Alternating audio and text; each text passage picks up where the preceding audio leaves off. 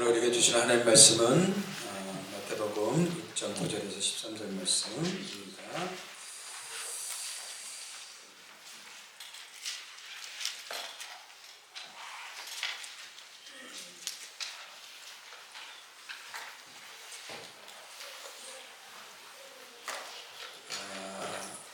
우리 같이 한 목소리 읽겠습니다. 시작. 그러므로 너희는 이렇게 기도하라. 하늘에 계신 우리 아버지여, 이름이 거룩히 여김을 받으시오며 나라가 임하시오며 뜻이 하늘에서 이루어진 것 같이 땅에서도 이루어지이다. 오늘 우리에게 일용할 양식을 주시옵고 우리가 우리에게 죄진 자를 사하여 준 것 같이 우리 죄를 사하여 주시옵고 우리를 시험에 들게 하지 마시옵고 다만 악에서 구하시옵소서. 나라와 권세와 영광이 아버지께 영원히 있사옵나이다. 아멘. 우리가 계속해서 주기도문 강의를 하고 있습니다. 우리가 하나님께 드려지는 기도는 우리의 소원을 간구하거나 주문이 아닙니다. 마치 알라딘 램프처럼 하나님께 구하면은 뚝딱 떨어질 것처럼 생각하는 사람들이 있어요. 기도는 하나님과 친밀한 대화입니다. 하나님과 친밀한 인격적 교제예요.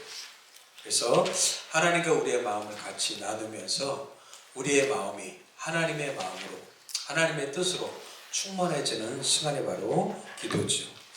그래서 여러분들 주기도문, 이 주기도문은 우리 하나님의 백성들의 정체성을 보여준다고 그랬죠. 예수 그리스도의 제자로서 우리가 어떤 존재인가를 보여준 게 바로 주기도문이라고 그랬어요. 그래서 이 주기도문에서 가르쳐주고 있는 가장 핵심적인 주님이 가르쳐 주신 가장 핵심적인 그 주제는 바로 하나님 나라예요. 그래서 우리는 하나님의 나라를 위해서 기도하는 겁니다. 근데 사실 우리가 주기도문 이렇게 보시면은 세 개의 당신 청원, 하나님에 대한 청원과 세 개의 우리 청원으로 나눠져 있다고 그랬죠.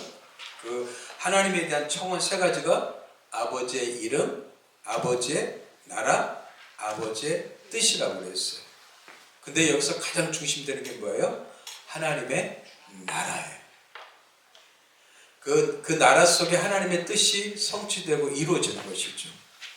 그렇다면 여러분들, 우리는 하나님의 이름, 하나님의 나라, 하나님의 뜻을 위해서 기도하지만 사실 우리가 또 그렇게 살겠다라는 뭐예요? 다짐이고 소원이. 그 기도 속에는 뭐예요? 하나님에 대한 요청도 들어가지만 우리가 그렇게 고백함을 통해서 어떻게 해요? 우리가 그 뜻 안에서 살아가겠다는 서약이고 헌신이고 다짐이란 말이죠. 그래서 막연하게 이거 해주세요, 저거 해주세요, 이거 들어주세요, 이거 들어주세요, 이런 우리의 소원을 올려드리는 게 기도가 아니란 말이에요. 우리가 하나님의 뜻과 마음을 더 깊이 깨닫게 되고, 그리고 인격적인 하나님을 더 깊이 만나고, 또 그분 안에서 당신의 뜻에 맞춰서 우리가 이렇게 살아가겠다는 헌신이고 다짐이 바로 진짜 기도인 거죠. 그래서 이 주기도문을 통해서 우리가 어떻게 기도해야 될지 우리에게 알려주신 거예요. 그런데 오늘 이 주기도문이 많이 사람들한테 희석되어졌고, 그리고 이것이 잘 고백되어지질 않아요. 저는 우리 공동체가 매일매일 아침에 눈을 뜨게 되면 주님 앞에 이 고백을 올려드렸으면 좋겠습니다. 이 고백이 우리의 삶을 말해주고 있고 우리를 규정해주고 있기 때문에 그래요. 그렇다면 여러분들, 하나님의 나라는 어떻게 임합니까? 이미 예수님이 이 땅에 오심으로 인해서 하나님의 나라가 시작되었다고 그랬어요. 그리고 예수님이 다시 오실 때 하나님의 나라는 그때 완성되는 것이죠. 그래서 하나님의 나라는 이미 우리 가운데 시작되었어요. 그러면 그 하나님의 나라를 어떻게 우리가 경험하고 맛봐요? 하나님의 나라는 하나님의 뜻이 이루어지는 것이죠. 그래서 우리가 하나님의 뜻에 순종할 때 하나님의 나라를 맛보게 되는 거예요. 그래서 이미 구원받은 우리는 하나님의 뜻에 순종하면서 사는 그런 삶에 대해서 우리가 방향성을 갖고 목표를 갖고 살아가야 된단 말이죠. 그리고 하나님의 뜻에 순종함을 통해서 우리는 하나님의 나라를 더 풍성하게 경험하게 되는 거예요. 근데 오늘날 크리스천들이 하나님의 뜻에 순종하는데 관심과 마음을 모으지 않고 세상적으로 잘 사는 데만, 그냥 성공하는데, 부자가 되는데, 이런 데 이 뜻을 모으고 있기 때문에 기독교가 자꾸 변질이 되는 거예요. 우리가 이제 하나님의 백성이 되었으니까 어떻게 살아야 된다고요? 하나님의 뜻에, 어떻게 하면 뜻에 걸맞는 삶을 살아갈 것인가, 이게 우리의 고민이고 우리의 생각이 되어야 된단 말이죠. 그래서 매일매일 그 뜻을 하나님은 어디에 기록하셨어요? 하나님 말씀에 기록하셨어요. 성경을 읽지 않고 어떻게 하나님의 뜻을 알 수 있어요? 성경을 읽어야지 우리가 하나님의 뜻을 알 수 있죠. 그리고 그 뜻이 우리 삶 가운데 잘 적용되어져서 순종하는 삶, 이게 신앙생활이란 말이죠. 참된 하나님이 기뻐하시는 이런 신앙생활을 통하여서 주님께 영광 돌리는 저와 여러분 되길 주로 축복합니다. 그렇다면 하나님의 가장 바라시고 원하시는 뜻은 무엇일까요? 그건 바로 예수님을, 하나님이 보내주신 하나님의 아들이신 예수 그리스도를 알고 믿는 것이겠죠. 그래서 모든 사람이 구원받기를 원하시는 거예요. 그래서 여러분들 디모데전서 2장 4절 말씀, 맨 위에 말씀 같이 읽어보겠습니다. 시작. 하나님은 모든 사람이 구원을 받으며 진리를 아는 데 이르기를 원하십니다. 하나님은 모든 사람이 구원받기를 원하셔요. 그리고 진리를 아는 데 이르기를 원하신다고 그랬어요. 이 하나님의 가장 우리를 향한 아주 뜻중의 뜻이겠죠. 모든 사람이 하나님께 돌아와서 하나님의 자녀가 되고 구원받는 게 하나님의 뜻이란 말이죠. 근데 사람들은 어때요? 하나님을 거부하고 하나님을 반역하고 하나님을 마음에 모시길 싫어요. 왜 그래요? 그 마음에 제가 하나님을 거부하는 거예요. 우리 자녀들이 죄를 지으면 부모를 보기가 쉽지가 않죠. 부모하고 눈 맞추기가 쉽지 않아요. 슬슬 피해요. 마찬가지로 죄가 우리와 하나님 사이를 갈라놓았단 말이에요. 그래서 이 죄의 문제가 해결되지 않고서는 하나님께 가까이 나갈 수가 없는 거예요. 우리 크리스천들도 그러잖아요. 우리가 신앙생활 하다가 넘어지잖아요. 죄를 짓잖아요. 그러면 하나님 앞에 나가서 기도하기가 쉬워요? 어려워요? 어렵죠. 이 죄는요, 모든 관계를 끊어버립니다. 가장 중요한 것은 하나님과 우리 사이를 끊어버리는 게 죄라는 말이에요. 그래서 죄는 본질적인 의미가 뭐예요? 단절이에요, 단절. 하나님과 우리 사이를 단절시킨단 말이에요. 그래서 이 죄의 문제가 해결되지 않고서는 하나님 앞에 나아갈 수가 없어요. 그래서 하나님은 이 죄의 문제를 해결하기 위해서 어떻게 해요? 당신의 아들을 이 땅 가운데 보내신 거예요. 그래서 우리의 죄를 어떻게 해요? 해결해 주시고 우리의 죄를 사하셔서 용서해 주셔서 우리를 하여금 어떻게 해요? 하나님과 막힌 담이 없게 해주셨단 말이에요. 그리고 하나님이 주시는 선물이신 그 영생, 구원, 이것을 우리가 얻기를 원하신단 말이에요. 이게 하나님의 진리예요, 진리. 이 진리를 알기를 원하는 게 하나님의 뜻이란 말이에요. 진리는 뭐라고 그랬어요? 바뀌지 않는 거죠. 이 세상은요, 비진리가 가득하다고 그랬죠? 왜요? 비진리의 영인 이 사단이요, 이 세상을 통치하기 때문에 그래요. 그러니까 거짓으로 통치하고 비진리로 통치하고 수많은 사람들은 어떻게 해요? 하나님께 나아가지 못하고 막고 있단 말이죠. 그래서 그들을 어떻게 하나님께로 인도하는 것, 우리 영적 전쟁이라고 그래요. 어떻게든지 우리로 하여금 어떻게 해요? 시험에 빠지게 하고, 그리고 사단의 속임수에 걸려 넘어지게 해서 우리가 하나님의 진리 가운데 살지 못하게 막는단 말이죠. 예수님을 알고 예수님을 믿는데 어떻게든지 방해한단 말이에요. 근데 사실 어떻게 해요? 이 사단을 대적하기는 쉬워요. 마귀를 대적하라 그리하면 너희를 피하리라. 예수님이 어떻게 대적하셨어요? 기록된 말씀으로 대적하셨어요. 말씀이 능력인 줄 믿습니다. 그 말씀을 읽고 묵상하고 내 것으로 만들어서 어떻게 해요? 사단을 대적하시면 되는 거예요. 더 큰 문제는 뭐예요? 사실 우리 자신의 문제죠. 우리의 자아가요, 하나님 앞에서 아름답게 성장하길 바라시는데 성장하지 않는 거예요. 늘 유치해요. 치기 어린 모습으로 살아간단 말이죠. 나이가 먹는다고 어른 됩니까? 아니요.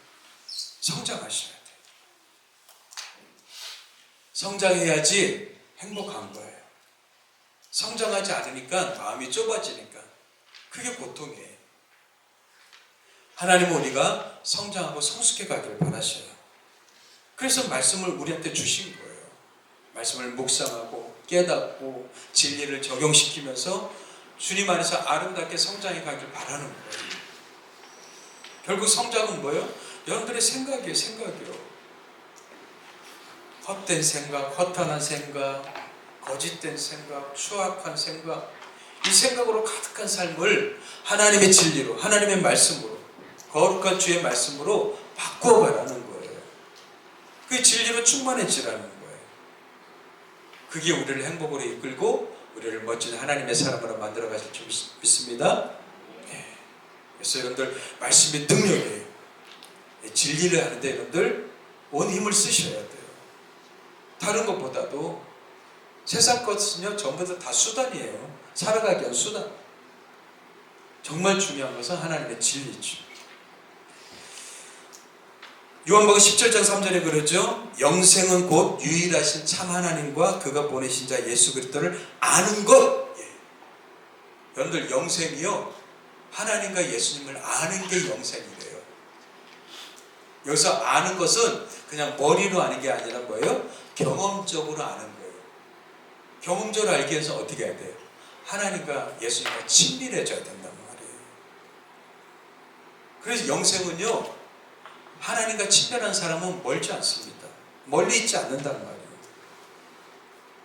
당신 구원받았습니까? 이렇게 물어보면 우리는 확실히 있게 대답할 수 있죠.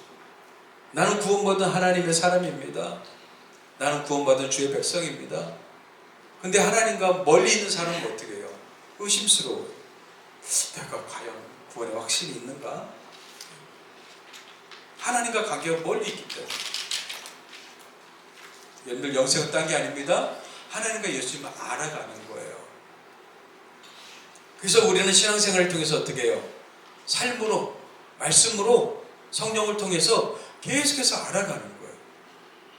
삶 속에서 사람들과 관계 속에서 여러 가지 사건을 통해서 환경을 통해서 진리의 말씀을 통해서 하나님을 계속해서 경험하고 알아가는 거예요. 그게 영생이에요. 그게 영생이에요. 그러니까 이미 하나님의 생명이 우리 안에 들어와 있는 거죠. 아멘? 네. 하나님이 이미 하나님의 생명을 우리한테 주신 거예요. 생명에는 두 종류가 있다고 그랬죠? 하나님의 생명과 인간의 생명. 인간의 생명은요 제한적이에요. 여러분들 제가 한 가지 예언했죠? 100년 뒤에 여기에 살아있을 사람은 아무도 없습니다. 아무도 없어요. 다 죽어요. 이게 인간의 생명이에요. 인간의 생명. 헬라어로 푸시케라고 그랬죠? 근데 하나님의 생명은 뭐라고 그랬어요? 조회라고 그랬어요. 영원히 사는 생명이에요. 이 생명을 예수를 통해서 우리한테 선물로 주셨단 말이죠. 그래서 우리가 이 죄의 문제가 해결되어야지만 이 영생, 생명을 선물로 받는단 말이에요. 그래서 요한복음 8장 20절에 그러죠. 그러므로 내가 너에게 말하기를 너희가 너희 죄 가운데서 죽으리라. 예, 죄는 우리를 죽음으로 끌어가요. 너희가 만일 내가 그인 줄 믿지 아니하면, 내가 그인 줄, 그가 뭐예요? 메시아, 그리스도. 예수가 메시아고 그리스도인 줄 믿지 아니하면, 하나님이 보내신 자임을 믿지 아니하면 너희 죄 가운데서 죽으리라. 예. 죄는 우리를 죽음으로 끌어간단 말이죠. 죄는 하나님과 관계를 단절시킬 뿐만 아니라 죽음으로 끌어가요. 그래서 여러분들 지옥은 다른 곳이 아니에요. 하나님과 단절된 곳이 지옥이란 말이에요. 하나님과 관계가 이어지고 하나님 안에서 살아가는 게 그게 천국이에요. 하나님 안에 있는 게 우리가 행복이죠. 하나님의 그곳을 우리를 초대하시고 초청하셨단 말이죠. 그런데 이 죄를 해결받으려고 사람이 하지 않아요. 결국 그 죄 가운데서 죽게 되는 거죠. 이 세상에서 가장 비참한 사람, 세상에 가장 큰 영광과 부를 누렸지만 하나님이 없어서 결국 하나님과 떨어진 지옥으로 가는 사람, 제일 불쌍한 사람이죠. 부자와 나사로 이야기하시죠? 부자는 어떻게 했어요? 이 세상에서 호화스럽게 떵떵거리시면서 사치 가운데 살아가면서 그는 마음껏 누렸어. 그러나 그가 죽은 뒤 어디 갔어요? 지옥에 갔잖아요. 근데 거지 나사로는 어떻게 했어요? 부자의 집에서 부스러기 남은 음식을 먹으면서 살았어요. 그러나 그는 아브라함의 품에 안겼다고 그랬어요. 상황이 역전된 거죠.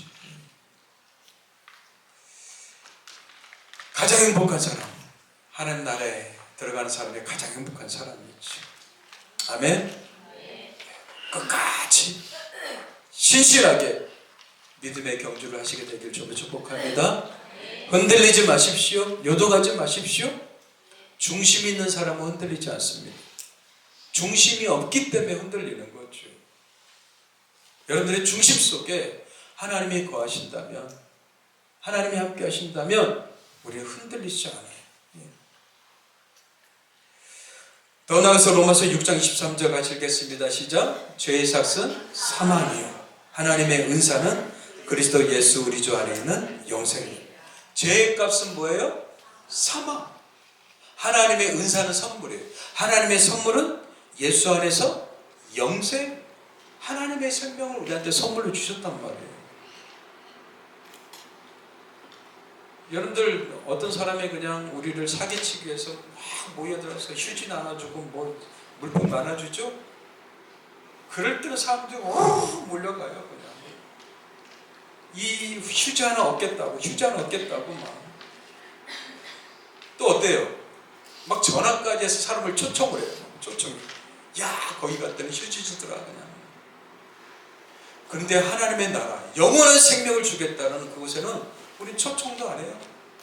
아무 감흥이 없어요. 주려면 주시고 말라면 말고. 이 감격이 없어요. 왜요? 너무 크기 때문에. 제가 이 지구 돌아가는 소리가 엄청 크다고 그랬죠? 너무 크기 때문에 안 들리는 거예요. 하나님의 은혜가 너무 크기 때문에 이게 마음에 와닿지 않는 거예요. 그런데 어느 날 성령께서 내 마음을 탁 건드리신단 말이에요. 그러면 이 은혜가 뭐예요? 폭포수처럼 우리 가운데 쏟아지기 시작하는 거예요. 할렐루야. 저희 여러분들이 기도하다가 말씀을 듣다가 말씀을 읽다가 이런 은혜가 임하게 되길 주로 축복합니다. 이 은혜로 사는 사람이 크리스찬이에요. 세상에 돈만으로 사는 사람이 크리스찬이 아니라 하나님의 이 은혜로 사는 사람들이 크리스찬이란 말이에요. 그 은혜를 사모하셔야죠. 목마른 사람이 물을 찾죠. 사모하지 않은 가운데 어떻게 우리가 그것을 받을 수 있어요? 사모해야지 주지. 은혜를 사모하십시오. 예, 은혜를 찾으셔야 돼요. 구하라, 찾으라, 문을 두드리라. 그리하면 주실 것이요, 찾을 것이요, 열리리라 말씀하셨잖아요. 여러분들이 찾으셔야 돼요. 찾으셔야 돼요. 찾는다는 것은 결국 내 안에 갈증이 있다는 거잖아요. 갈증. 하나님에 대한 이 목마름, 이 갈증, 이게 우리 크리스찬들에게 너무 중요하단 말이죠. 그래서 예수님이 이 땅에 왜 오셨어요? 의를 부르러 온 게 아니에요. 예수님은요, 죄인을 부르러 오셨어요. 나는 의인을 부르러 오지 않았다. 죄인을 불러 회개시키고 오셨다는 거예요. 왜 회개시켜요? 우리 안에 이 죄 문제가 해결돼야 된다는 말이에요. 죄. 이 죄가 뭐라고 그랬어요? 뿌리라고 그랬어요. 뿌리. 예. 증상과 열매가 죄가 아니라 뿌리가 바뀌어야지 열매가 바뀌죠. 그러니까 뿌리를 완전히 갈아엎으시는 거예요. 그래서 우리를 새로운 피조물이 되게 하시는 거죠. 이 하나님의 은혜란 말이에요. 하나님의 은혜. 그래서 이 땅에 오신 예수님이 오신 목적을 요한복음 10장에서 그렇게 얘기하잖아요. 내가 온 것은 양으로 생명을 얻게 하고 더 풍성히 얻게 하라는 것이에요. 이 생명이 뭐예요? 영생이에요. 영생. 그래서 예수님은 우리의 허물과 죄로 죽으셨고 우리를 하여금 어떻게 해요? 영생을 선물로 주셨단 말이에요. 너무 놀라운 선물이죠. 기가 막힌 선물이죠. 이 은혜를 깊이 깨달으니까 하나님 앞에서 감격하지 않을 수 없고 통곡하지 않을 수 없단 말이죠. 나 같은 사람에게 이 은혜를 주셨단 말이에요. 기가 막힌 은혜죠. 기가 막힌 은혜. 많은 사람들이 착각하며 살죠. 나 정도만 돼. 뭐가 나 정도만 돼. 아직 여러분들의 실체를 몰라서 그래요. 여러분들이 진짜 하나님 앞에 설게 되면 얼마나 우리가 추악한지, 더러운지, 악한 존재인지 그제서야 깨닫게 돼요. 아직 못 보는 거예요. 못 봐요. 그런 기가 막힌 은혜를 하나님이 우리 가운데 당신의 아들을 보내셔서 친히 십자가에 못 박혀 돌아가시게 하시고 우리 죄를 해결해 주셨단 말이죠. 그래서 모든 사람이 이 진리를 알고 하나님의 생명, 영생을 얻길 바라시는 거예요. 이게 하나님의 뜻이에요. 하나님의 뜻. 그리고 그 안에서 어떻게 해요? 우리가 행복하게 살아가길 원하시는 것이죠. 근데 사람들이 이 진리를 아는데 벽을 쌓고 그리고 그걸 거부하고 믿지 않아요. 그리고 헛된 것에 추구하고 살아가고 있는 모습이죠. 얼마나 안타깝겠어요. 저는 우리가 주님의 마음을 가지고 세상을 보게 되길 좀 축복합니다. 내 시선으로 세상을 보지 마세요. 하나님의 눈과 마음으로 세상을 보셔야 돼요. 그래야지 우리는 사랑과 공의로 세상을 바라보고 우리의 주님의 마음을 가지고 기도하게 될 줄 믿습니다. 더 나아가서 하나님의 뜻은요, 우리 크리스찬들이요 이 땅 가운데 살아가는 동안 거룩한 삶을 살기 바라시는, 이 거룩한 삶이란 어떤 삶이에요? 예수님을 닮아가는 성장과 성숙의 삶이란 말이죠. 이미 이제 우리는 하나님의 선물을 받은 사람들이에요. 그럼 이제 우리는 어떻게 살아가야 돼요? 예수님을 닮아가는 삶을 살아가야 되지. 그래서 여러분들 데살로니가전서 4장 3절 같이 읽어보겠습니다. 시작. 하나님의 뜻은 이것이니 너희의 거룩함이요. 예, 성경에서 분명하게 하나님의 뜻을 이것이다 라고 얘기해주고 있어요. 그게 뭐예요? 너희의 거룩함이에요. 거룩함이 뭐라고 그랬어요? 흠도 없고 점도 없고 아주 깨끗한 게 거룩한 거예요. 제가 늘 강조하죠.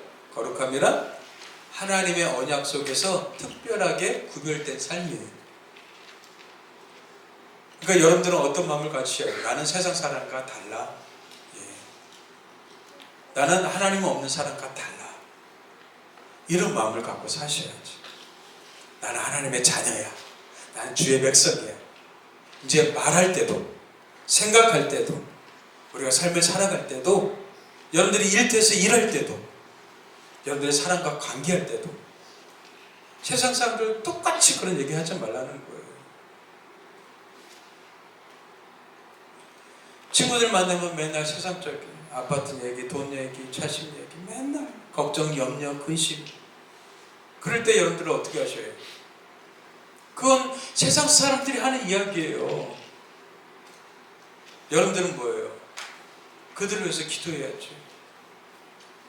하나님, 잠시 있다가 살고 죽을 인생, 그런 것에 목표와 생각을 품지 않고 하나님을 알게 해주십시오. 영원한 것을 바라보게 해주십시오. 짧은 인생, 그 인생 속에서 허탄한 것을 추구하지 않게 하십시오. 주님 바라보게 해주십시오. 여러분들은 그 기도해야죠.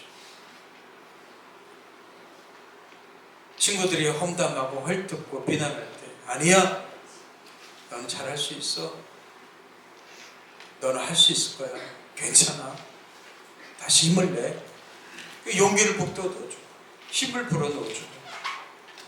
그러면 그 사람들이 우리를 다르게 보지 않겠어요? 구별된 삶을 살라는 거예요. 구별된 삶은 어디서 나와요? 내가 누구인가 분명히 알아야지만 그렇게 살 수 있단 말이에요. 우리 누굽니까? 하나님의 자녀예요. 아멘? 우리 따라합시다. 나는 하나님의 자녀입니다. 나는 하나님의 거룩한 백성입니다. 예, 이 분명한 정체성을 갖고 우리는 사셔야 된단 말이에요. 하나님 나를 사랑하시고 나를 택하시고 나를 부르셨어요. 내가 너를 지명하여 불렀나니 너는 내 것이라, 두려워 말라, 놀라지 말라, 내가 너와 함께함이니라. 이런 말씀을 마음에 깊이 새기란 말이에요. 그리고 힘들 때마다, 두려울 때마다, 세상적으로 사람들이 엉뚱한 말을 할 때마다 그걸 떠올리면서 내가 누구인가를 확인하란 말이에요. 세상 사람들의 말을 들어보십시오. 얼마나 부정적이고 얼마나 더럽고 추합니까? 우리는 하나님의 사람들이에요. 그래서 하나님은 구별되게 살길 바라시는 거예요. 여러분들의 자녀가 정말 멋지게 살아가길 바라듯이 하나님은 우리가 어떻게 해요? 멋지게 살아가길 바라시는 거예요. 그래서 하나님의 뜻은 이것이니 너희의 거룩함이라 이렇게 얘기하는 거예요.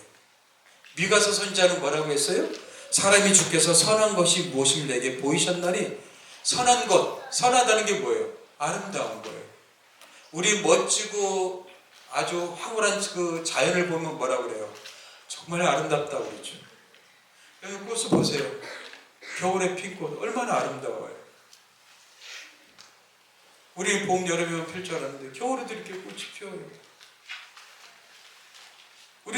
우리에게는 아름다움을 아는 그런 마음을 주신 거예요. 근데요, 짐승은 그런 게 뭐 없어요. 제가 여러분들이 키우는 개가 갑자기 꽃 앞에 서더니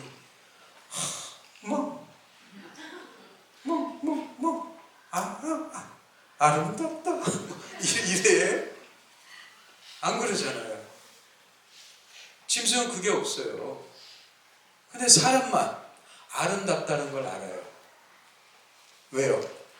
하나님이 이 영혼을 사모하는 마음을 주셨기 때문에 그래요. 우리한테 영을 주셔서 영혼을 사모하는 마음을 주셨기 때문에 아름다움이 뭔가를 알아요. 근데 그것이 실제 삶 가운데 뭐예요? 미가서는요, 여호와께서 내게 구하시는 것, 하나님의 뜻이 이것이다. 첫 번째, 정의를 행하는 것. 이 정의는요, 사람들 사이에서의 질서예요, 질서. 그래서 사람들은 비리와 부패와 이런 걸 싫어하는 거예요.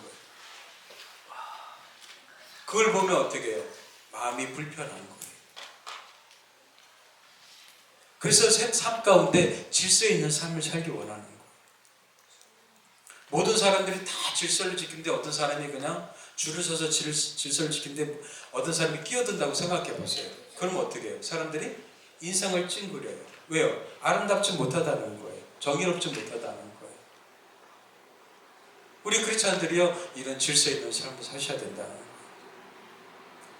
정의를 행하며, 정의를 아는 게 아니라 행하며, 삶 가운데 정의를 행하라는 거예요. 하나님의 백성답게. 두 번째, 인자를 사랑하며. 인자는요, 헤세드라고 그래요. 헤세드는 우리나라 번역을 인해예요, 인해. 영어로 이게 번역할 수 없는 단어가 없으니까 loving kind이라고 그랬어요. 사랑과 친절이 같이 어우러진, 하나님의 사랑과 공율과 친절이 복합적으로 어우러진 단어가 인해예요, 인해. 인해를 사랑하래요, 삶 속에서. 그래서 사람을 보고 궁일의 마음을 갖고, 그리고 약하고 어려운 사람들을 보면 사랑의 마음을 가지고 그들을 돕고, 주님의 마음으로 그렇게 살라는 거예요. 지금 이 지구상에는요, 모든 사람이요, 편하게 살 수 있는 재와 부가 다 있어요. 근데 지금 10% 사람들이 그것을 다 갖고 있어요. 그리고 90% 사람들은 남은 것 갖고 나눠가지니까 빈부격차가 너무 심해져요. 이제 앞으로 여러분들 5년 뒤면요, 세상이 완전히 달라집니다. AI 시대가 성큼 다가왔어요. 이번에 세스라는 여러분들 전자기술 그런 박람회가 있었죠? 우리나라 현대에서 만든 여러분들 그 로봇 보셨어요? 덤블링을 해요. 근데 딱 착지하면서 흔들렸어요. 근데 웬만한 로봇은요, 전부 다 쓰러지고 넘어지고 다 그래요. 근데 우리나라에서 만든 그 로봇이요, 중심을 찾아가면서 바로 서는 거예요. 사람들이 놀래버렸어요. 왜요? 다 쓰러지고 넘어져야 되는데 중심을 찾아가는 게. 그만큼 기술이 발전됐다는 거예요. 이제 앞으로요, 모든 공장과 모든 저는요, 로봇으로 다 대체되는 거예요. 시대가요, 우리가 상상할 수 없는 시대가 다가오고 있어요. 테슬라 회장 아시죠? 일론 머스크가 뭐라고 했는지 아세요? 의대 가지 말라는 거예요. 이제 로봇이 수술을 다 한대요. 떨리는 사람의 손에 맡기겠습니까? 아니면 안정되고 완벽하게 치료하는 이 로봇에 맡기겠습니까? 의대를 가지 말래요. 그리고 앞으로 시대가 어떻게 달라질지 감히 상상할 수 없다는 거예요. 이런 시대 속에서 여러분들 우리 아이들 어떻게 키워야 되겠습니까? 로봇과 우리의 차이점 뭐겠어요? 로봇이 가질 수 없는, 인간만이 가질 수 있는 그런 삶의 의미. 의미를 찾지 않고서는 절대 행복한 삶을 살 수 없다는 거죠. 의미는 뭐예요? 우리의 존재 목적이죠. 우리가 왜 사는가? 어떻게 살아야 되는가? 무엇을 위해서 살아야 되는가? 죽음 위에는 무엇이 있는가? 이런 의미가 로봇과 우리를 갈라놓는 거죠. 그렇다면 아이들에게 어떻게 해요? 이 지식만 주입해서는 게임이 안 되는 거죠. 우리 AI 로봇은 뭐예요? 인류의 모든 지식을 그냥 다 담을 수 있어요. 지금도 여러분들 챗GPT 보면 물어보면 다 대답하죠? 대화가 끊이잖아요. 계속해서 또 안 내주겠다고 계속 그래요. 근데 우리 아이들은 뭐예요? 그렇지 못하잖아요. 근데 그 AI를 갖고 다니는 거잖아요. 그걸 우리가 활용해야죠. 활용할 수 있는 지혜와 능력을 키워줘야죠. 공부 못해도 괜찮습니다. 이제 창의적인 그런 질문을 할 수 있고 아름다움을 볼 수 있고 의미를 가질 수 있는 그런 존재로 만들어야 된단 말이죠. 그래서 그렇게 하기 위해서 우리는 자연과 더불어 살아야 돼요. 사람과 사람 사이에서 아름다운 관계 속에서 살아가야 돼요. 하나님과 아름다운 관계를 유지해야 된단 말이죠. 그렇지 않고서는 우리는 그냥 로봇에 지배받는 그런 삶을 살 수밖에 없죠. 사람을 보고 궁일함과 사랑을 잊어버리면 우리는 인간임을 포기하게 되는 겁니다. 이내를 사랑하며, 그래서 사람들에게 친절하게 대하세요. 함부로 대하지 마세요. 역시 크리스천들은 달라. 이런 소리를 들으셔야 돼요. 역시 친절해. 역시 달라. 더 나아가서 겸손하게 내 하나님과 함께 행하는 것. 하나님과 겸손하게 함께 행하래요. 그러니까 뭐예요? 하나님과 동행하는 삶을 살고 이웃을 향해서는 사랑을 실천하는 삶을 살고 나 자신은 어떻게 해요? 겸손하게 가꾸라는 거예요. 이게 하나님의 뜻이라는 거예요. 하나님의 뜻. 더 나아가서 여러분들 성경은 얘기하죠. 항상 기뻐하라, 쉬지 말고 기도하라, 범사에 감사하라. 이것이 그리스도 예수 안에서 너희를 향하신 하나님의 뜻이다. 기뻐하라는 거예요. 그리고 쉬지 말고 기도하래요. 그리고 범사에 감사해요. 범사에는 모든 게 다 들어갔어요. 좋을 때나 나쁠 때나 병들었을 때나 건강할 때나 내 뜻대로 될 때나 안 될 때나 감사를 먼저 하라는 거예요. 감사해요. 근데 우리는 안 그러잖아요. 하나님의 뜻대로 한번 살아보세요. 인생이 어떻게 바뀌는지. 분주함과 바쁨 속에서 사단은 우리를 하여금 기도하지 못하게 하죠. 감사하지 못하게 하죠. 또 기뻐하지 못하게 합니다. 우리의 기쁨과 감사를 빼앗아가죠. 하나님이 이미 우리 마음속에 빼앗길 수 없는 기쁨과 감사를 주신 줄 믿습니다. 그걸 빼앗겨서는 안 돼요. 잃어버려서는 안 된단 말이에요. 그건 어디에서 옵니까? 하나님과 친밀한 관계에서 온단 말이에요. 그래서 여러분들 성공과 성취에 너무 목매지 마세요. 하나님이 바라시는 건 성공과 성취가 아니라 뭐예요? 친밀한 관계예요. 하나님과 친밀한 관계 속에서 우리가 행복을 누리길 원하신단 말이죠. 그래서 여러분들 예수님은요 정말 우리의 죄를 위해서 십자가를 지시는 것, 이게 쉬운 일이겠습니까? 상상할 수 없는 고통이 여러분들 십자가라잖아요. 고대에서요 가장 끔찍한 그 형벌이요 십자가 처형이에요. 십자가 처형이에요. 두 손이 아니에요. 사실 손이 아니라 이 손목입니다. 손목. 손에다 못을 박으면요 찢어져요. 찢어져. 무게 때문에. 이 손목에다 박는 거예요. 손목에다. 양쪽에 손목을 박아요. 머리에는 가시멸관 씌었어. 피가 그냥 흘러내려요. 옆구리는 어떻게 했어요? 창으로 죽음을 확인한다고 찍었어요. 거기서 물과 피가 다 쏟아졌다고 했어요. 또 발목에다 어떻게 해요? 못을 또 박아요. 그래서 서서히 어떻게 해요? 죽어가는 거예요. 그런 장면을 보고 많은 사람들은 고개를 흔들었어요. 조롱했어요. 멸시했어요. 그게 그렇게 죽으심이 자기의 죄를 위한 것을 알지 못했단 말이에요.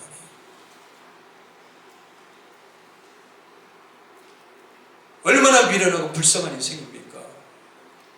내 죄를 위해서 예수님이 십자가에서 그렇게 피 흘리시고 죽으셨는데 너무나 끔찍하기 때문에 예수님은요 하나님께 그렇게 기도했어요. 만일 아버지의 뜻이거든 이 잔을 내게서 옮겨주십시오. 이 잔을 내게서 옮겨주십시오. 이 잔이 뭐예요?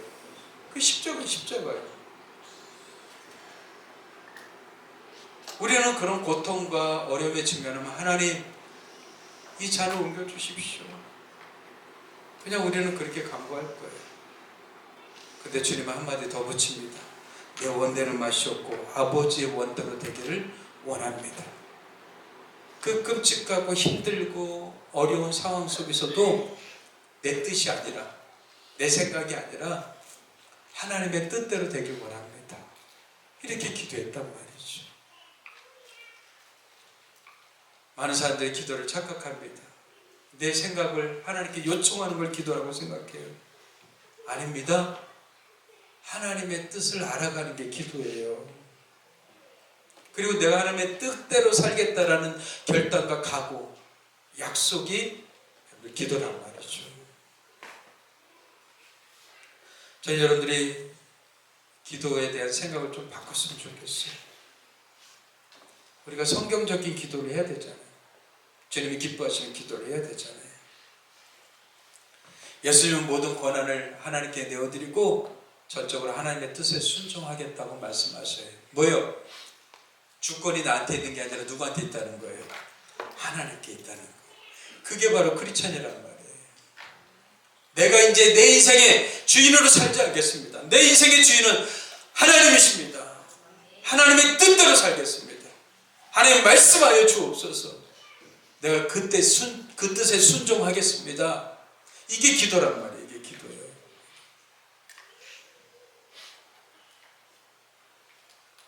세상 사람들처럼 이 잘못된 기도를 하니까 이 신앙이 성장하지 않아요.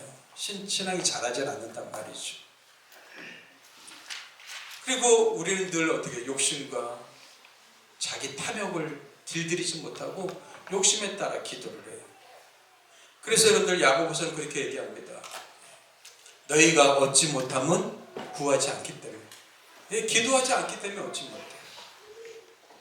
근데 구하여도 기도해도 받지 못함은 정욕으로 쓰려고 잘못 구하기 때문에. 자기 욕심인지 욕망인지 정욕인지 알지도 못하고 구하는 거예요, 사람들은. 하지만 요한 1서에 이렇게 얘기하고 있습니다. 그를 향하여 우리가 가진 바 담대함이 이것이니 그의 뜻대로 무엇을 구하면 들으십니다. 그의 뜻대로 무엇인지 구하면 들으시겠다는 거예요. 요한복음 15장 7절에 그랬죠. 너희가 내 안에 거하고 내 말이 너희 안에 거하면, 내 말이 너희 안에 거하면. 여기서 말을 여러분들 원어를 보면 레마로 되어 있어요. 레마. 여러분들 성경 말씀을 로고스라고 그래요. 말씀이신 예수님을 우리가 로고스라고 그러죠. 근데 그 말씀이 어떻게 해요? 내 안에 확신으로 내 안에 어떻게 해요? 거하는 거예요. 기도하다가 말씀 듣다가 말씀을 읽다가 하나님의 말씀 내 안에 딱 거한단 말이죠. 그게 레마예요, 레마. 그럼 뭐예요? 너희 안에 거하면 무엇인지 원하는 대로 구하라. 그다음 이루리라. 왜요? 그 사람은 하나님의 뜻에 맞춰서 기도하기 때문에. 그래서 여러분들 기도하기 전에 먼저 필요한 건 뭐예요? 하나님과 친밀한 관계란 말이에요. 관계. 여러분들 길 가는 사람과 아무나 하고 대화 친밀하게 할 수 있어요? 그냥 형식적인 대화만 할 뿐이죠. 저 아파트에서 이제 아파트 같은 주변에 사는 사람들 만나게 되면 가볍게 인사를 해요. 그리고 몇 마디 나눠요. 날씨가 어떻습니다. 요즘 상황이 이렇습니다. 이런 얘기하지 정말 친밀한 내밀한 얘기를 하지는 않는단 말이죠. 왜요? 관계가 형성되지 않기 때문에. 마찬가지 하나님과 관계도 마찬가지죠. 하나님과 깊은 관계가 있는 사람이 이런 친밀한 교제 속에서 하나님의 뜻을 알고 하나님을 더 깊이 만나게 되는 거죠. 그래서 우리는 살아가면서 하나님의 뜻을 분별해야 돼요. 로마서 12장 우리가 잘 아는 말씀이죠. 2절 보세요. 2절 같이 읽겠습니다. 시작. 너희는 이 세대를 본받지 말고 오직 마음을 새롭게 함으로 변화를 받아 하나님의 선하시고 기뻐하시고 온전하신 뜻이 무엇인지 분별하도록 하라. 하나님의 선하시고 기뻐하시고 온전하신 뜻이 있단 말이에요. 어떻게 알아요? 우리 말씀을 통해서 알죠. 그러니까 말씀을 통해서 하나님의 뜻을 여러분들 분별하셔야 돼요. 분주함은 하나님의 음성을 듣는 것을 방해하는 아주 가장 나쁜 적입니다. 그래서 바쁜 목사, 분주한 목사가 제일 나쁘대요. 마찬가지로 여러분들 분주함이 제일 나쁜 거예요. 그래서 우리는 하나님의 뜻대로 살려는 그런 목적과 소원과 바람을 가지고 이 땅 가운데 사셔야 된단 말이죠. 우리는 다음 말씀의 경고를 조심하셔야 돼요. 그 말씀 듣기 전에 그 밑에 말씀 한번 같이 읽어보겠습니다. 시작. 여호와를 경외하는 자 누구냐? 그가 택할 길을 그에게 가르치시리로다. 예? 여호와를 경외하는 자, 그에게 택할 길을 가르쳐 주신다. 더 나아가서 여호와의 친밀하심이 그를 경외하는 자들에게 있으며 그의 언약을 그들에게 보이시리로다. 여러분들 하나님 앞에 일과 분주함보다 더 중요한 건 뭐예요? 하나님과 관계예요. 말씀으로 주님과 교제하십시오. 기도로 주님과 교제하십시오. 친밀한 관계가 우선이에요. 관계가 형성되지 않고 일로서 증명하려고 하는 사람이 있었어요. 그들을 향해서 주님이 다음과 같이 경고하십니다. 나더러 주여 주여 하는 자마다 다 천국에 들어갈 것이 아니요 다만 하늘에 계신 내 아버지의 뜻대로 행하는 자라야 들어가리라. 천국은 어떤 사람이 들어가요? 하늘에 계신 아버지의 뜻대로 행하는 자. 그날에 많은 사람이, 그날은 어떤 날입니까? 심판날이죠. 예수님이 이 땅에 오시는 날이죠. 그날에 많은 사람이 나더러 이르되 주여 주여 우리가 주의 이름으로 선지자 노릇하며 주의 이름으로 귀신을 쫓아내며 주의 이름으로 많은 권능을 행하지 아니하였나이까? 예, 주님의 이름으로 선지자 노릇하고 귀신을 쫓아내고 권능을 하겠어요? 대단한 거 아니겠어요? 우리는 그런 사람을 향해서 와 그래요. 능력 있다 그래요. 그리고 그 사람들을 추종하고 따라가요. 많은 능력과 일을 행한, 업적을 이룬, 성취를 이룬 그 사람을 향해서 대단하다고 그래요. 그런데 주님 뭐라고 말씀하셔요? 그때 내가 그들에게 밝히 말하되 내가 너희를 도무지 알지 못하니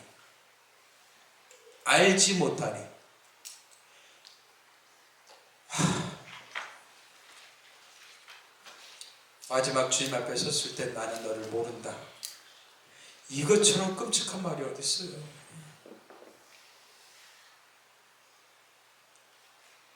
근데 주님께서 내가 너를 안다. 내가 너를 아노니. 여러분들 이 안다는 말에는 뭐가 포함된 거예요? 우리의 모든 것을 다 안다는 거예요. 여러분들이 어렵고 힘들고 아프고 상처와 쓰라림 모든 걸 다 아신다는 거예요. 사람은 다 몰라요. 아니 자식도 부모만 모르더라고요. 부모도 자식만 모를 때가 있어요. 근데 우리 주님은요 우리를 아신단 말이에요. 아셔. 그래서 뭐라고 하셔요? 불법을 행하는 자들은 내게서 떠나가라. 아니 주님을 위해서 선지자 노릇하고 능력을 행하고 귀신을 쫓아냈는데 예수님은 모른다 하시고 불법을 행하는 자라고 얘기하시고. 왜요? 그들이 주님의 뜻대로 하지 않았기 때문에. 여러분들이 하나님의 나라와 영광을 위해서 1억을 헌금했다고 보세요. 하나님 기뻐하실까요? 근데 어떤 사람은 하나님 앞에 기도하면서 나의 첫 마음을 드리고 사랑의 마음을 드리면서 5만 원을 헌금했어요. 하나님은 어떤 걸 기뻐하실까요? 예. 과거의 드렸돈을 기억하시죠? 부자는요, 그 당시에는 종이돈이 없기 때문에 어떻게 해요? 통정 구리돈이에요. 근데 헌금 개가요, 구리로 만들었어요. 그러니까 주머니에서 탁 넣으니까 어떻게 해요? 다다다다다다! 소리가 그냥.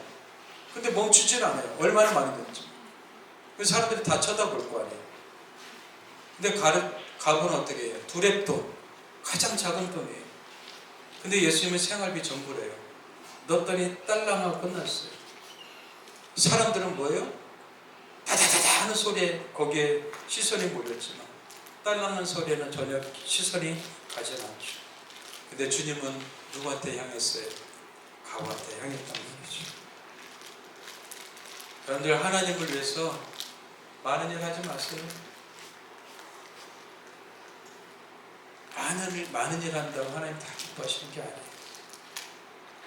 기도하시면서 하나님 주시는 감동과 은혜로 하나만이라도 하세요. 많은 일을 하고 많은 업적을 남기고 성공하고 성취하고 업적을 남기면 하나님이 기뻐할 거라고 생각하지만 여러분들이 기도하지 않고 하나님 뜻대로 살지 않고 하나님과 친밀하지 않는다면 그 모든 것들은 전부 꽝. 사랑이 없으면 꽝이라고 말씀하신 것이죠. 헛되다. 저희 여러분들이 하루를 시작하면서 기도하면서 시작하게 되길 바랍니다. 하나님께 묻고 기도하면서 하게 되길 바랍니다. 어떤 일이든 하나님께 묻고 기도하고 하십시오. 그래 하나님의 뜻을 구하십시오. 하나님의 뜻을 찾으세요. 그리고 여러분들에게 주시는 감동, 레마의 말씀이 있다면 그것을 확신하고 여러분들 도전하고 부딪히고 전진하고 나아가는 거예요. 이게 바로 하나님의 사람들의 모습인 거예요. 이렇게 살도록 우리를 불러주신 거예요. 신앙은요 말이나 능력이 아닙니다. 관계와 순종이에요. 하나님과 친밀한 관계 속에서 그 뜻에 순종하며 살아가는 것, 이게 신앙이란 말이에요. 그래서 영생은 하나님과 예수 그리스도를 아는 게 영생이라고 하시는 거예요. 마지막 날 주님 앞에 섰을 때 내가 너를 안다. 고생했지? 힘들었지? 나와 함께 영원히 이제 살자꾸나. 이런 음성 듣게 되길 주로 축복합니다. 기도하겠습니다. 하나님 아버지, 우리가 기도를 하지만 우리 생각과 뜻이 아니었는지 하나님의 뜻을 구하는 기도로 바뀌어지길 원합니다. 하나님의 뜻이 우리의 삶 가운데 이루어지길 원합니다. 그렇게 살겠습니다. 성령 하나님 우리를 도와주시옵소서. 감사하고 예수의 이름으로 기도합니다. 아멘.